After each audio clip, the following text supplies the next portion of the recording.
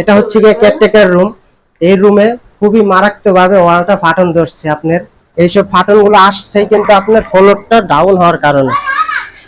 তো এই floor down হওয়ার কারণে কিন্তু এই সমস্ত ফাটনগুলো আসছে। তো এই বাড়িটার বয়স কিন্তু বেশি না, আপনার 9 থেকে 10 বছর হয়েছে। এত সুন্দর বাড়িটা নির্মাণ হয়েছে, কিন্তু আপনার 9-10 বছরের একটা বাড়ি আপনার গ্যারেজে কি সুন্দর করে ওয়ালগুলো ফেটে গেছে।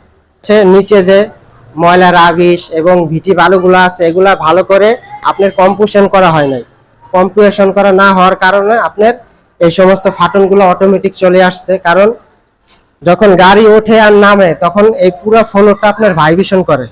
ভাইব্রেশন করার কারণে আপনার নিচের যে মাটিগুলো আছে রাবিশগুলো আছে এগুলা কম্পোজিশন হয় নাই ভালো করে, মানে মাটিগুলো বসে নাই। এই না বসার কারণে আপনার এই সমস্ত ফাটনগুলো আসছে। তো চতুর্কুলে যে বাউন্ডারি দেখতেছেন এই বাউন্ডারিটা জায়গায় জায়গায় বিভিন্ন জায়গায় ফেটে গেছে। আপনারা যারা বাড়ির কাজ করান অবশ্যই বাড়ির কাজ করানোর সময় আপনাদের ফ্লোরটা যা আছে এটা ভালো করে কম্পোজিশন করে ভাইব্রেশন করে তারপরে আপনাদের ফ্লোরটা ঢালাই দিতে হবে এবং কি গ্যারেজ টালি বসাইতে হবে। কারণ আপনার ফ্লোর যদি ভালো করে ভাইব্রেশন কইরা মাটি দুরমুচ কইরা যদি আপনারা ফ্লোর ঢালাই দেন, এরকম 8-9 বছর পরে 10 বছর পরে আপনাদের বাড়িতে এরকম ফাটন ধরতে পারে। তো এইসব বিষয়ে অবশ্যই আপনারা সতর্ক থাকবেন। কারণ আপনার দেখেন একটা বিল্ডিং এর ঠিক আছে 100 বছরের একটা গ্যারান্টি, 10 বছর 9 বছর যাওয়ার পরে দেখা গেছে আপনার মারাত্মকভাবে যদি ফাটন চলে আসছে তো বাড়িটার কোয়ালিটি এমনিই নষ্ট হয়ে যায়। যখন আপনারা ফ্লোর টোলর করবেন অবশ্যই আপনারা ফ্লোরটা ভালো করে ভাইব্রেশন করে নেবেন এবং কি দুরমুচ করে কিউরিং করে ভালো করে মাটিটা বসাবেন।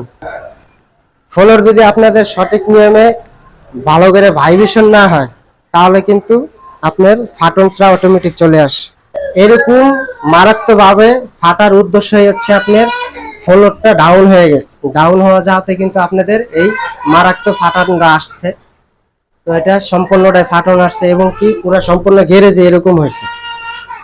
তো অবশ্যই আপনারা যখন ফ্লোর গুলা করবেন খুবই গুরুত্ব দিয়ে করতে হবে ফ্লোর গুলা। কারণ আপনার ফ্লোর যখন ভাইব্রেশন কম্প্রেশন না করে দুরমুচ না করে যদি ফ্লোর ঢালাই হয় তাহলে কিন্তু এরকম অবস্থা হবে।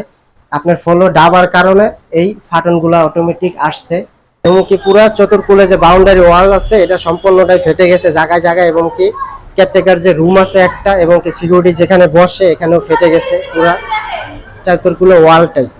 তো এই ওয়ালটা ফাটল একমাত্র কারণ হচ্ছে কি আপনার ফ্লোরটা বসে গেছে।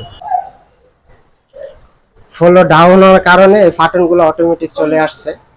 এক সাইডের মাটি যখন আরেক সাইডে ফালায় তখন আপনার ওই মাটিগুলোর ভিতরে গ্যাপ গ্যাপ থাকে। এই গ্যাপ গ্যাপ থাকার কারণে দেখা গেছে আপনার যখন আপনারা ফ্লোর টোলর করবেন তখন দেখা গেছে ফ্লোরে ফাটনগুলো চলে আসে অটোমেটিক। ফ্লোর ঢালাইয়ের আগে ভালো করে ভাইব্রেশন করে দুরমুচ করে কম্প্রেশন করে তারপরে আপনারা ফ্লোর ঢালাইটা করার চেষ্টা করবেন। কারণ এই যে সমস্ত ফাটনগুলো আসছেই কিন্তু আপনার এই মাটি ভাইব্রেশন না হওয়ার কারণে। কারণ মাটিগুলো যদি কম্প্রেশন না করেন তাহলেই এই ফাটনগুলো আসে।